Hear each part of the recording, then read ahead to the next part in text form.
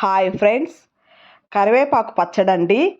ఎవరైనా సరే చిన్నపిల్లల దగ్గర నుంచి పెద్దవాళ్ళ వరకు మొదటి ముద్ద కరివేపాకు పొడితో తీసుకున్నందువల్ల కరివేపాకు పచ్చడి కానివ్వండి, మొదటి ముద్ద తీసుకున్నందువల్ల పెద్ద పేగు క్లీన్ అవుతుందండి. జ్ఞాపక శక్తి పెరుగుతుంది. హెయిర్ లాసు, చుండు ఉన్న వాళ్ళకి చాలా ఓట్లకి ఉపయోగపడుతుందండి. మన మొదటి ముద్ద కరివేపాకు పచ్చడితో కానీ పొడితో కానీ తీసుకున్నందువల్ల మన ఆరోగ్యానికి చాలా మంచిది. మనం అట్లాంటివన్నీ మనం చిన్నప్పటి నుంచే పిల్లలకి అలవాటు చేసినందువల్ల చాలా ఉపయోగాలండి.